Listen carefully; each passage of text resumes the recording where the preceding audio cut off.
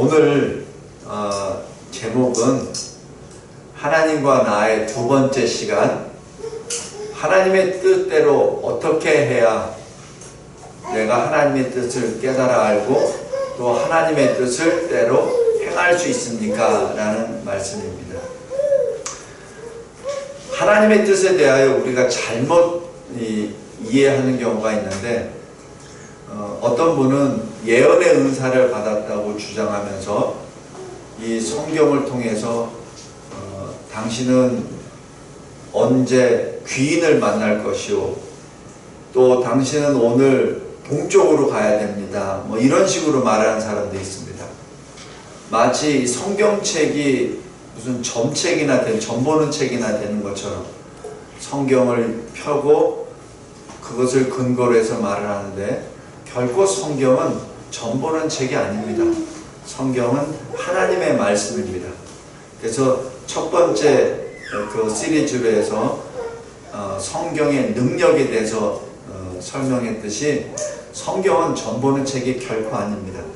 또 성경은 단순 미래를 알기 위해서 또 찾아보는 것도 아닙니다. 내가 어느 쪽으로 가야 되는지, 내가 지금 현재 무엇을 택해야 되는지 그것을 알아보기 위한 그런 책도 아닙니다.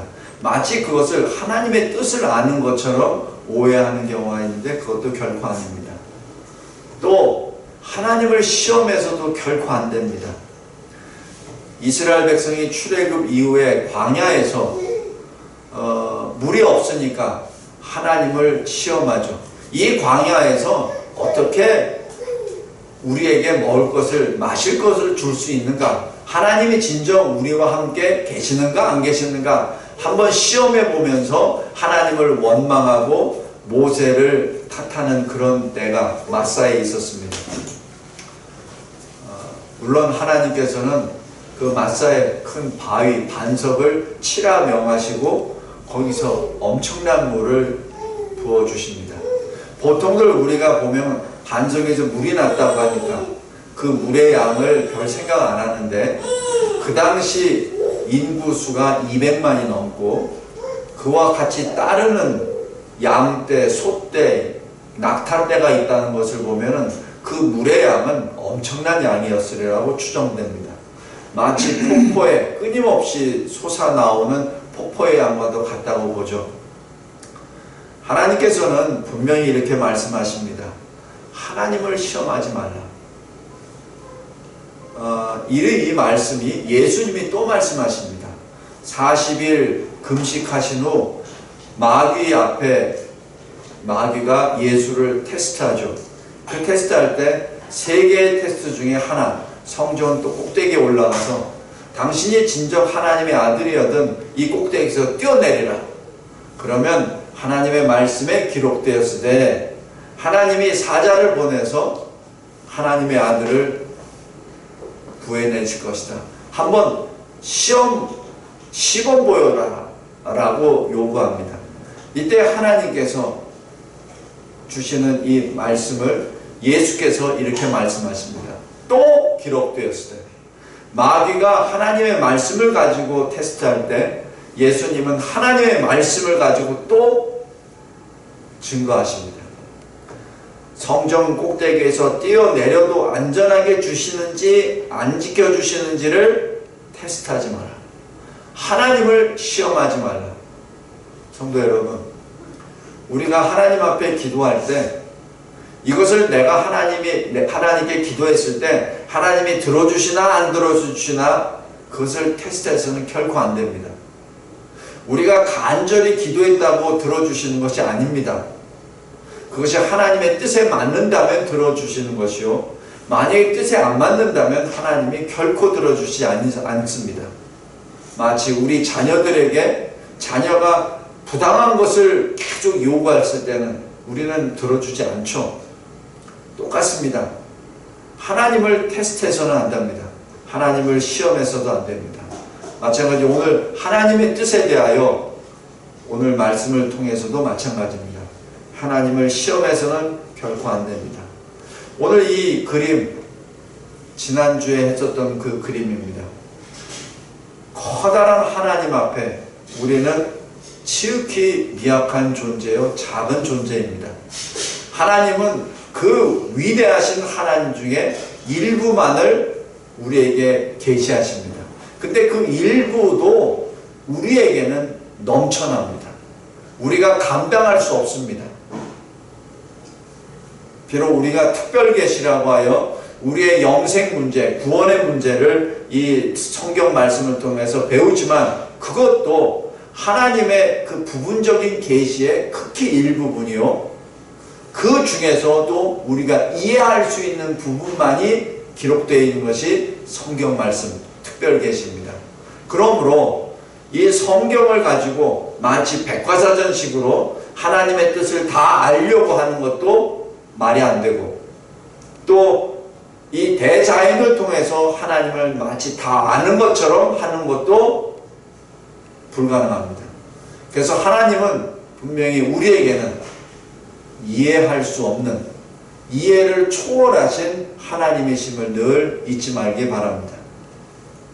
자, 하나님의 뜻에는 세 가지가 있다고 R.C. 스프롤 목사님이 이렇게 정의하셨어요. 감추어진 뜻, 작정된 뜻, 교훈적 뜻, 이 세 가지로. 먼저 감추어진 뜻은 어둠 속에 방황하지 않도록 내버려 두시지 아니하시고 우리에게 부분적으로 계시하신 것입니다. 오늘 조금 전에 읽었던 신명기 29장 29절입니다.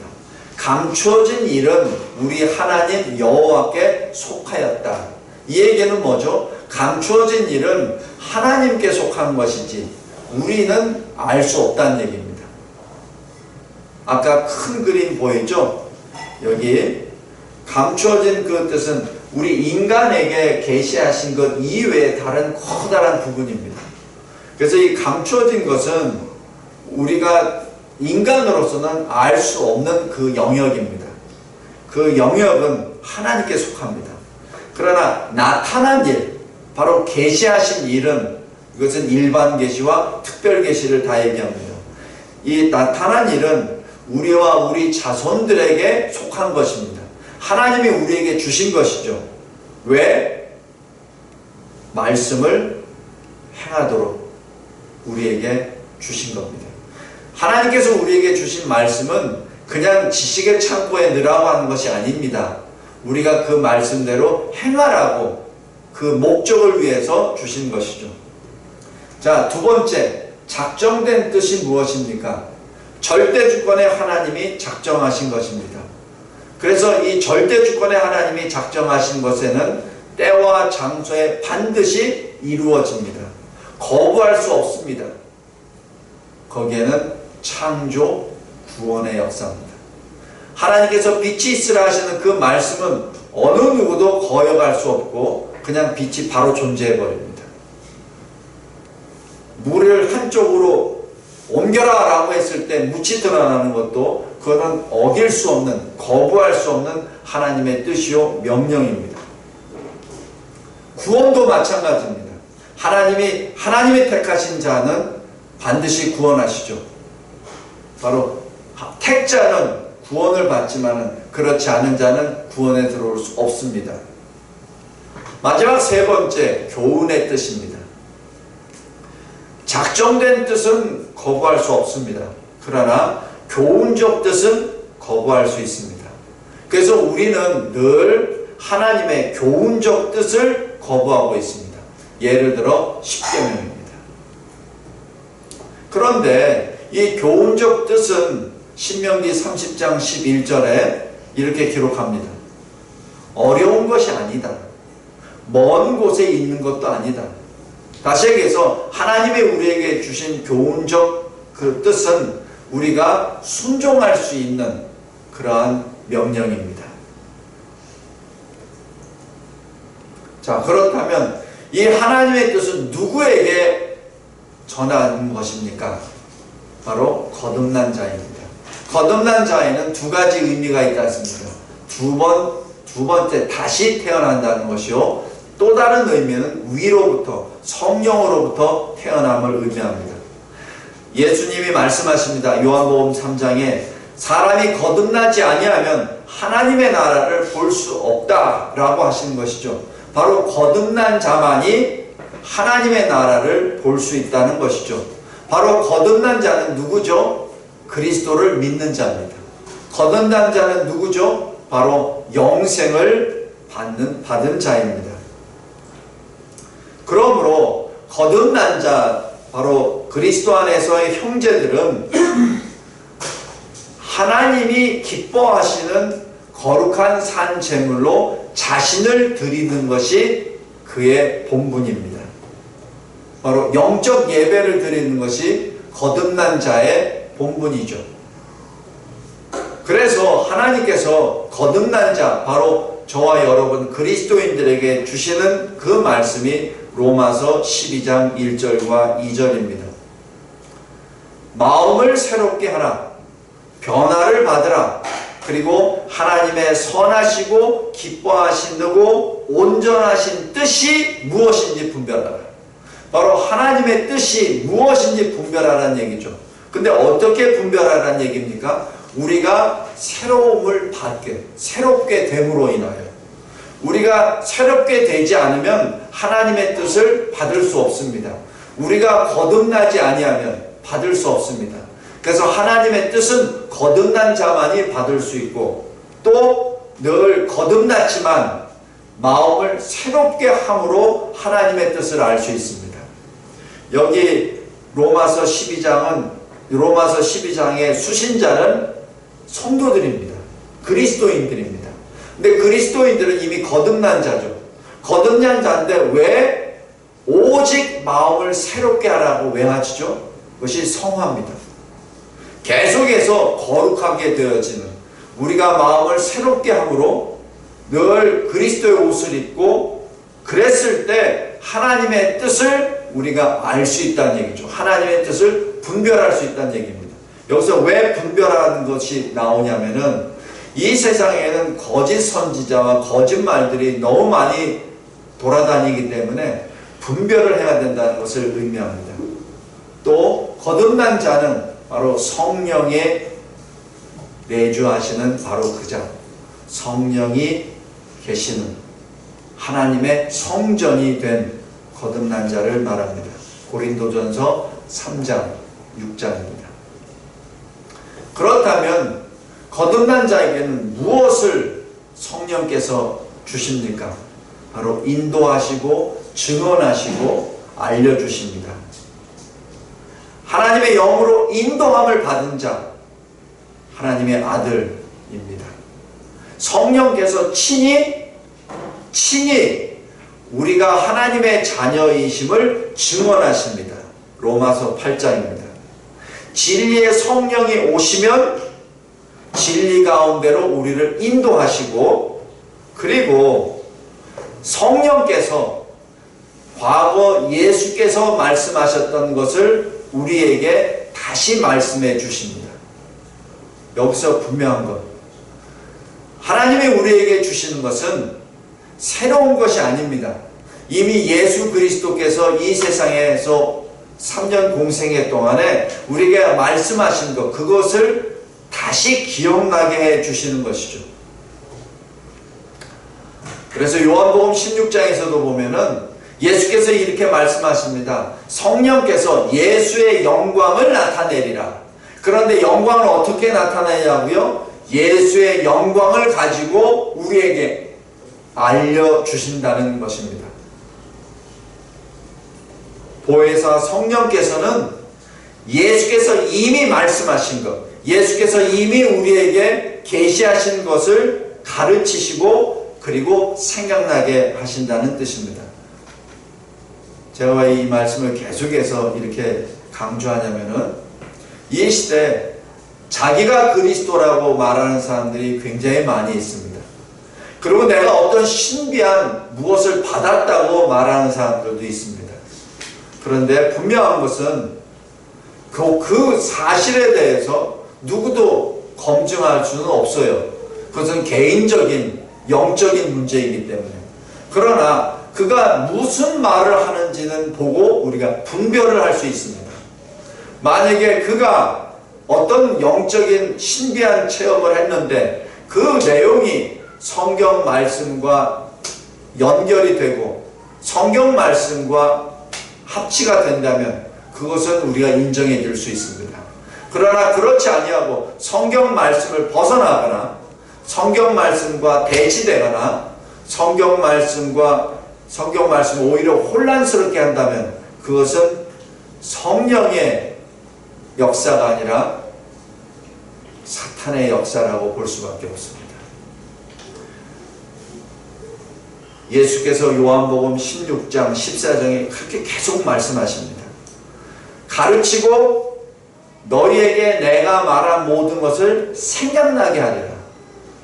바로 성령께서 우리에게 주시는 것은 예수께서 가르치신 것, 이미 가르쳐 주신 것을 생각나게 해주시는 것이지 예수의 교훈이 모자라서 부족해서 새로운 것을 가르친다는 것이 결코 아니라는 것을 여기서 의미합니다. 자, 그럼 어떻게 합니까? 성경 말씀은 하나님의 계시입니다. 다시 얘기해서 하나님의 뜻은 하나님의 계시로 확인합니다. 하나님의 뜻은 분명히 하나님 계시인데 다른 것으로 확인하는 것이 결코 아니라 말씀으로 확인합니다. 여기서 하나님의 계시의 세 가지 방법을 보겠습니다. 첫 번째는 영적 부르심입니다. 사무엘상 3장 사무엘아 부르시죠. 그때 분명히 엘리 제사장도 있었습니다. 그런데 엘리 제사장은 못 들어요. 보통 우리가 만약에 어떠한 사람이 두 사람이 이렇게 조용하게 자고 있는데 누가 사무엘아 부르면은 당연히 엘리도 듣습니다.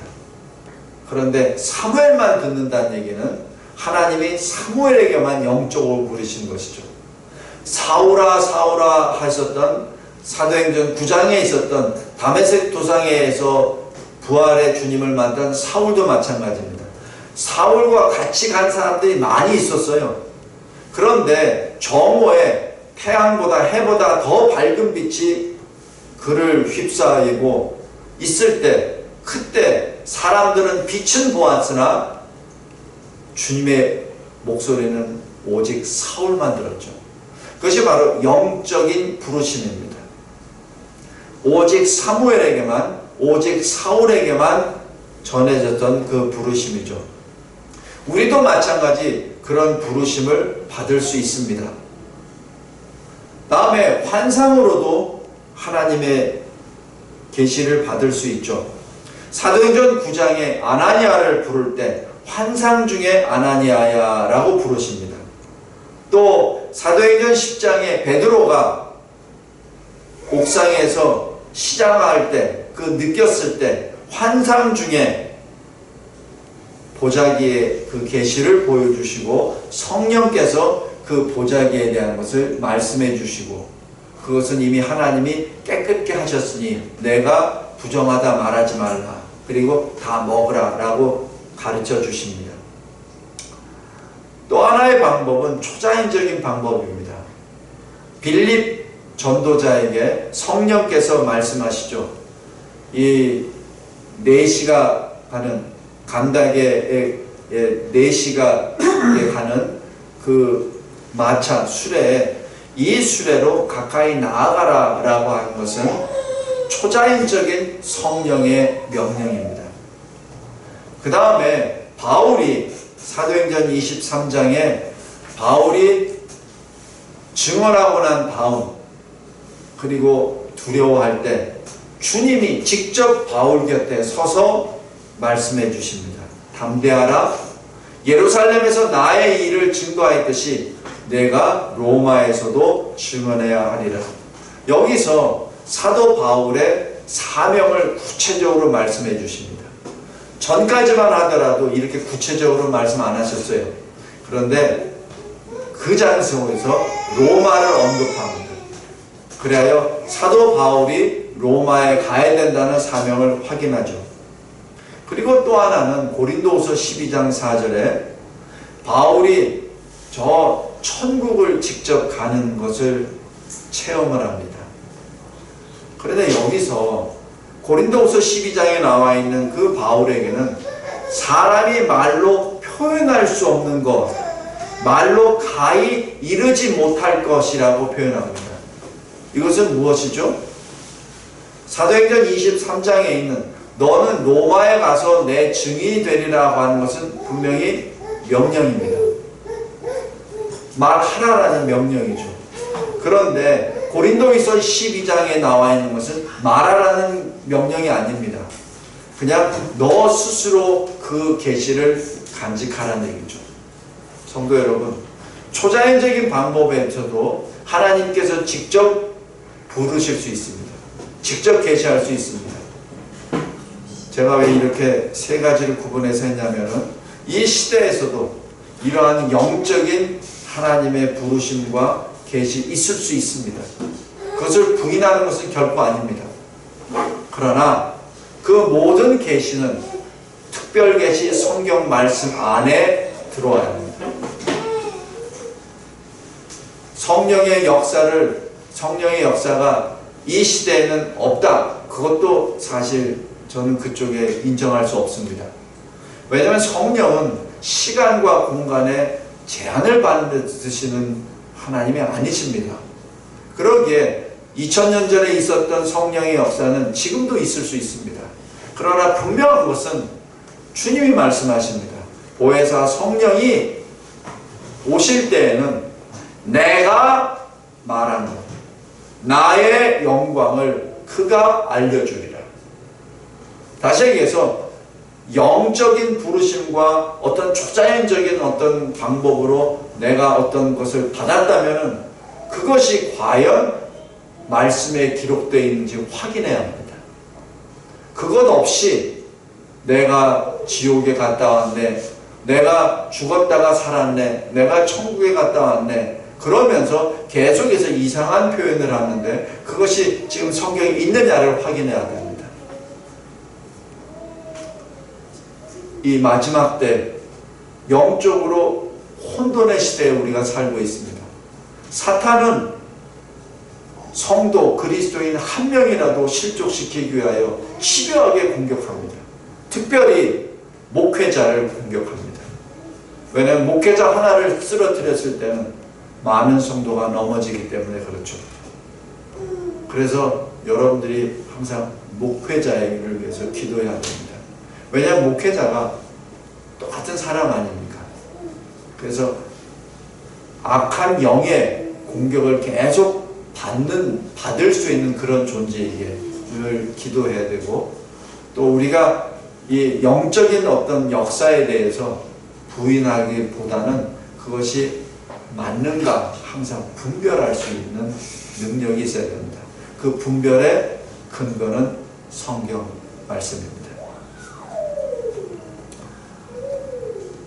하나님의 뜻대로 어떻게 해야 됩니까? 성령의 조명을 받아야 됩니다.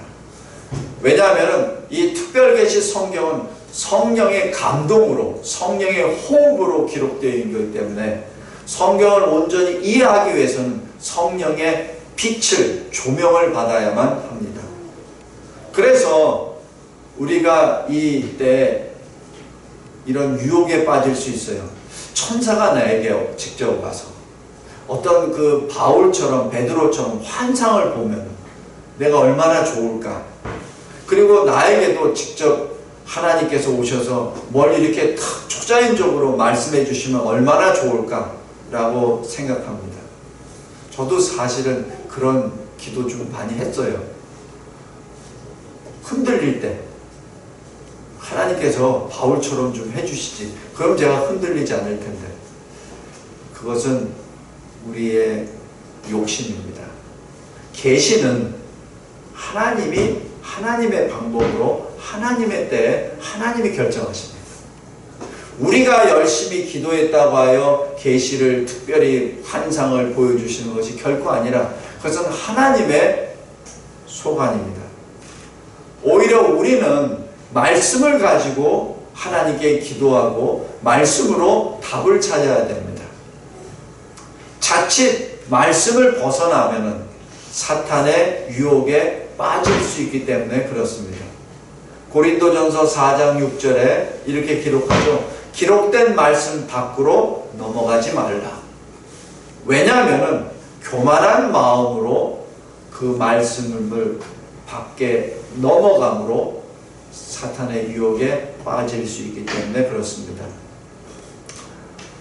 그리고 어떻게 그러면 하나님의 뜻대로 우리가 인정할 수 있습니까?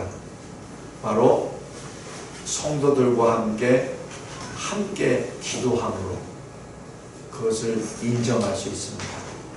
사도행전 16장에 이런 말이 나옵니다. 바울 일행이 아시아 지역에 선교하러 갈 때 성령이 아시아에서 말씀을 전하지 못하게 하셨다. 예수의 영이 허락하지 않았다라는 표현이 나옵니다. 그리고 이어서 바울이 저 마게도냐 지역의 한 사람이 손을 들고 우리에게로 오라, 우리를 도우라라는 환상을 보았다고 전하죠. 이때 중요한 것이 바울의 단독 결정이 아니라 거기에 바울의 온 일행이 한 마음이 되어 이렇게 말합니다.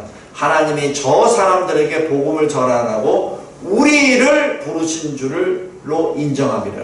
바로 우리를 부르신 줄로 한다는 얘기는 바울을 포함한 모든 그 동역자들이 한 마음이 됐다는 얘기죠.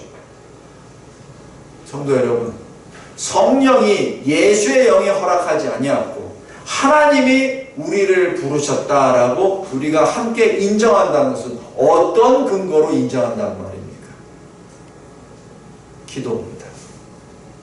하나님께서 이 바울 일행을 선교지로 보내셨습니다. 그래서 그 아시아 지역에 지금 선교하러 갔습니다. 바울이 어떤 선교 계획을 특별히 짠 것이 아닙니다. 성령의 인도하심을 받아서 아시아 지역으로 갔죠. 근데 아시아 지역에 하지 말라고 막았습니다. 그 막은 것을 어떻게 알았습니까? 어떻게 성령이 막았다고 어떻게 알고 예수의 영이 막았다고 어떻게 알 수 있단 말입니까? 바로 기도입니다.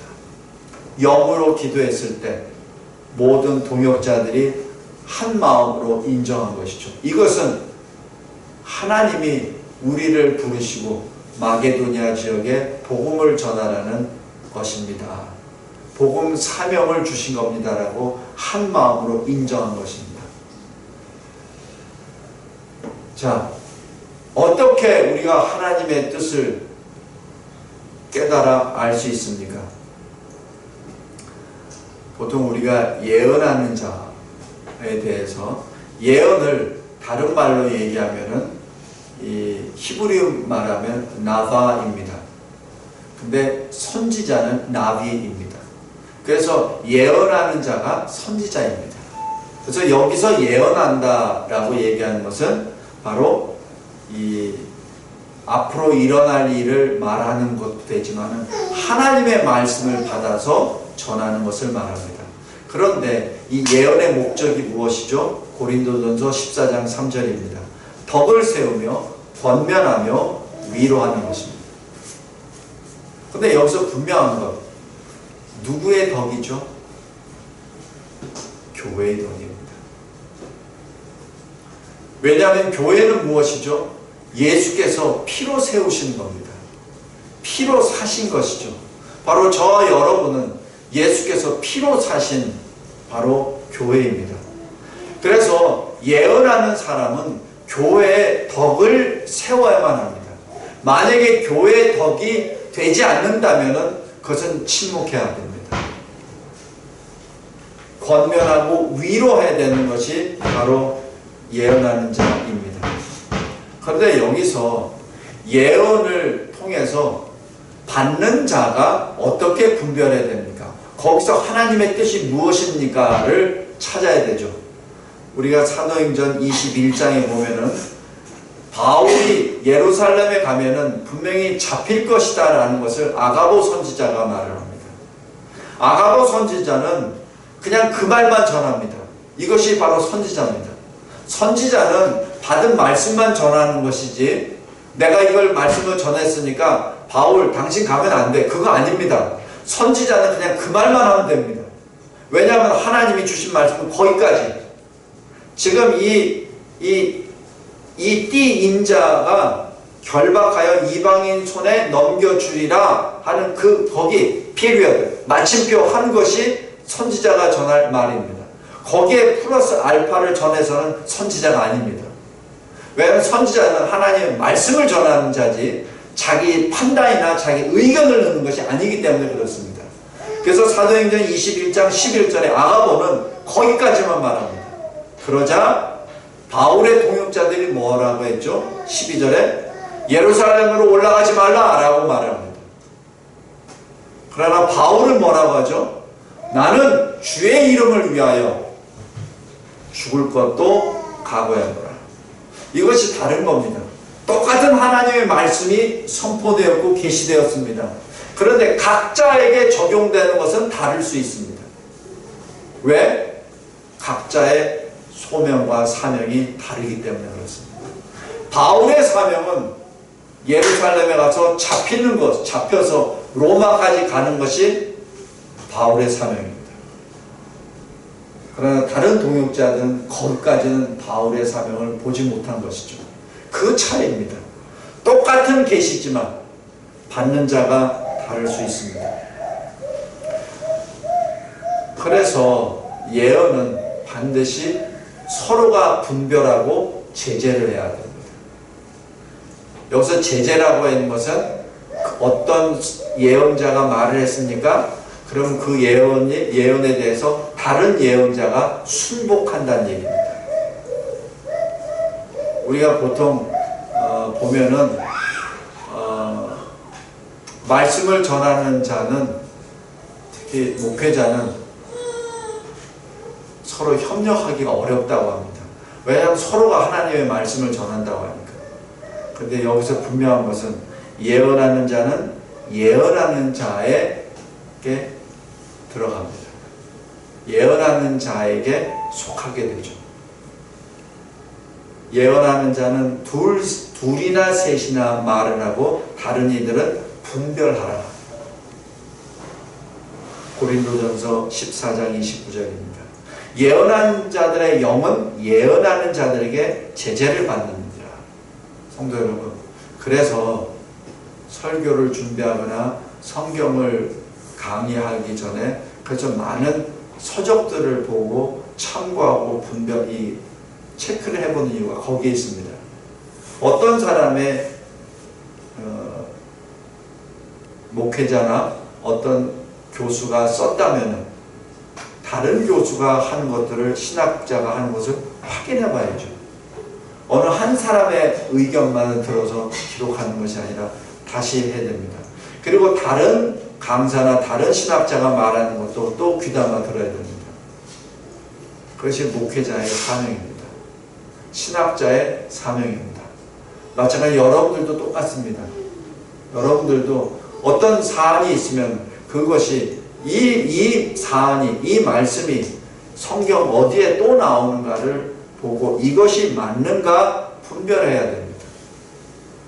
이것은 단지 목사만의, 신학자만의 그 일이 아니라 모든 성도들의 일입니다. 다시 얘기해서 예언은, 설교는, 하나님의 말씀은 질서입니다. 마지막으로 어떻게 이 하나님의 뜻을 어떻게 적용해야 됩니까? 특별히 소명과 사명에 대해서 소명을 받았을 때, 사명을 받았을 때 우리가 늘 이것이 하나님의 뜻인지 아닌지, 아니면 내가 어떤 결단을 할 때 이것이 하나님의 뜻이 아닌지를 또 확인해 봐야 됩니다. 근데 여기서 제가 분명한 것은 여러분이 어떤 사명을 받았습니까? 그렇다면 하나님은 분명히 능력과 자격도 주십니다. 나는 무엇을 하고 싶어. 근데 내가 능력이 없어. 그러면은 아닙니다. 내가 무엇을 하고 싶어. 근데 내가 자격이 없어. 그것도 아닙니다. 그것은 하나님께서 주시는 사명이 아니라 내 자신이 가지고 있는 개인적인 욕심과 계획이라고 생각할 수 있습니다. 특별히 목사로서의, 선교사로서의 어떤 소명과 사명에 대해서 했을 때 내가 러시아의 선교사가 되고 싶습니다 라고 했는데 하나님은 러시아에 맞는 언어와 문화 습득할 수 있는 능력을 주십니다. 자격도 주십니다. 만약 그러지 않을 때는 그것은 아닙니다. 에스겔서 37장에 이렇게 말합니다. 여기서 너는 이 모든 마른 뼈에 대언하라. 여기서 대언이 나바입니다. 나비죠. 바로 하나님의 말씀을 예언하라는 얘기입니다. 그래서 이 에스겔 선지자가 이렇게 말합니다. 너희 마른 뼈들아 여호와의 말씀을 들을지어다 라고 설교합니다. 그 말씀을 그대로 선포합니다. 그리고 하나님이 생기를 불어넣으시죠. 그 말씀을 선포할 때 어떻게 되죠? 뼈가 연결돼서 육신이 됩니다. 이때 하나님께서 생기를 불어넣으심으로 살아납니다. 그 결과 어떻게 되죠? 큰 군대라 라고 기록합니다. 또 사도행전 13장 2절에 주를 섬겨 금식할 때 안디옥 교회에서 성령이 말씀하십니다. 내가 불러 시키는 일을 위하여 바나바와 사울을 따로 세우라. 왜? 검증되었습니다. 안디옥 교회에서 1년 동안 바나바와 사울이 그곳에서 교회를 세울 때 교회가 완전히 완전한 교회, 선교사를 파송할 수 있는 교회, 자립의 교회, 자치의 교회, 자전의 교회가 세워진 것이죠. 바로 그것이 검증된 결과입니다. 그러므로 검증된 사울과 바나바를 선교사로 따로 보내라는 것이 성령의 역사입니다. 소명과 사명에 대해서 혼돈이 됩니까? 그렇다면 구체적으로 능력과 자격이 있는지를 확인해야 됩니다. 진정으로 그 소명과 사명이 내가 불의듯 일어나서 감당할 수 없습니까? 그렇다면 그 능력과 자격을 먼저 얻어야 합니다. 그러기 위하여 하나님께 기도해야 됩니다. 어떻게 하나님의 뜻대로 우리가 움직입니까? 바로 평강입니다. 하나님은 무질서의 하나님이 아니라 질서의 하나님, 화평의 하나님이기 때문에 그렇습니다. 고린도전서 14장 33절입니다. 소결론적으로 저의 개인적인 체험을 보면은 어떤 하나님의 뜻이, 하나님의 말씀이 계속해서 내게 반복적으로 옵니다. 근데 그 반복적으로 오는 것을 내가 하나님의 말씀인지 하나님이 나에게 특별히 주시는 뜻인지 어떻게 분별하죠? 말씀으로 확인합니다. 마지막으로 어떻게 확인하죠? 내가 그것을 결단했을 때 화평이 옵니다. 제가 목사로 소명을 받았을 때도 그랬고 이 교회를 세울 때도 마찬가지입니다. 둘 다 어려운 결심이었습니다. 그런데 그때마다 하나님께서 주신 것은 말씀으로 확인하고, 그리고 말씀을 결단하기 직전에는 굉장히 불안합니다. 결단하기 전에는 많은 유혹이 옵니다. 많은 테스트가 옵니다. 그거 말고 다른 것도 있잖아. 너 그거 하면 굉장히 힘들 거야. 너 그거 하면 어떻게 될 거야. 뭐 먹고 살 거야. 굉장히 그런 유혹이 많이 옵니다. 그러나 그것이 딱 결단하고 난 다음에 그 다음부터는 평강이 옵니다. 그냥 앞만 보고 가게 되죠. 두 장은 이 대한민국의 환난 앞에서 한번 생각해 보았습니다. 예레미야서를 보면은 나라의 환난에 대해서 이렇게 말합니다. 원인, 내 백성이 두 가지 악을 행하였다. 첫 번째, 생수의 근원되는 나를 버렸다. 바로 생수의 근원은 생명의 근원이죠. 생명의 근원에는 하나님을 버렸다. 첫 번째. 두 번째, 스스로 웅덩이를 팠다. 그러니까 물을 찾으려고 스스로 웅덩이를 판 겁니다. 그것이 우상숭배입니다. 생명의 근원이 뻔히 있는데도 그 근원을 가면 되는데 근원으로 안 가고 자기가 오른 대로 자기가 웅덩이를 판 거죠. 하나님을 경외하지 아니하고 자기가 마음대로 웅덩이를 판 것이죠.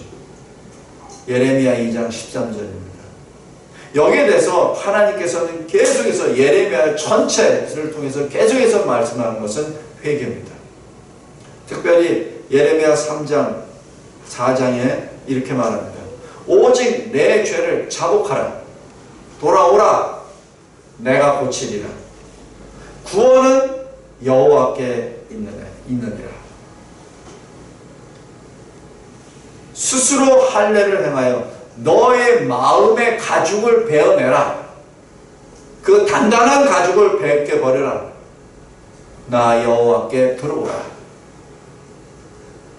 나팔을 불라 시온을 향하여 깃발을 세우라. 지체하지 말라. 이것이 지금 예레미야를 통하여 하나님께서 계속해서 주시는 회개의 메시지입니다. 예레미야 30장에 이스라엘이 다시 회복되리라는 소망의 말씀을 주시면서 이렇게 말씀하십니다. 여호와의 진노는 하나님의 뜻한 바를 행하여 이루기까지 돌이키지 아니하나니 하나님의 뜻이 다 이루어질 때까지 여호와의 진노, 하나님의 진노는 계속해서 이루어질 테니 너희가 그 끝날에 알리라. 우리는 하나님의 온전한 뜻을 다 알 수 없어요. 하나님이 다 행하시고 난 다음, 그 시간이 다 지나고 난 다음에야 겨우 알 수 있죠. 그러기에 하나님께서 계속 주신 것, 훈계를 받으라, 말씀을 들으라, 너의 길과 행위를 바르게 하라 라고 계속해서 말씀 주십니다.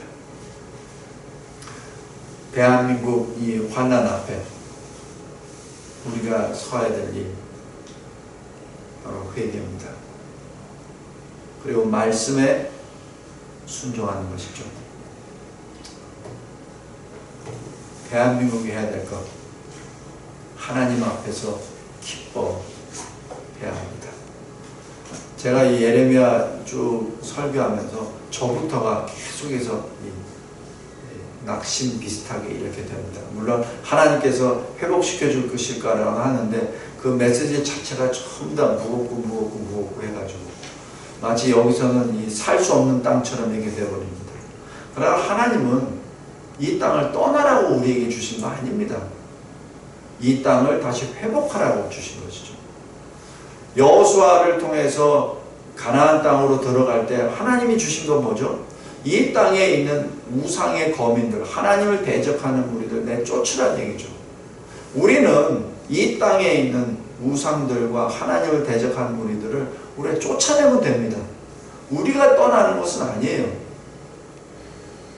우리는 이 땅에서 하나님 앞에서 기뻐합니다. 왜? 어떻게? 오직 믿음, 소망, 사랑으로. 로마서 5장 2절에 믿음으로, 그리스도 믿음으로 우리가 은혜 안에 있으므로 하나님의 영광을 소망하고 즐거워하라. 로마서 5장 3절 4절 우리는 환난 중에도 즐거워한다. 환난 중에도 우리는 기뻐한다. 왜냐하면 환난은 인내는 연단을, 여기서 연단은 proved character입니다. 입증된 성품입니다.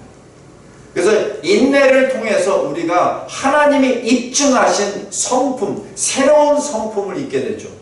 그 새로운 성품이 소망을 이룹니다. 바로 그 소망은 성령으로 말미암아 하나님의 사랑이 우리 마음에 부음받는 것이다 라고 얘기합니다. 그래서 우리가 소망으로 있는 것은 바로 하나님의 사랑을 받았다는 얘기예요. 우리가 소망을 가졌다는 것은 우리가 믿음 안에 있다는 얘기를 의미합니다.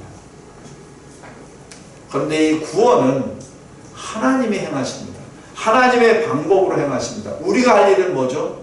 두려워하지 말고 놀라지 말고 하나님이 행하시는 구원을 보는 것이죠. 예레미야 1장 19절에 이렇게 말씀합니다. 내가 너와 함께하여 너를 구원할 것입니다.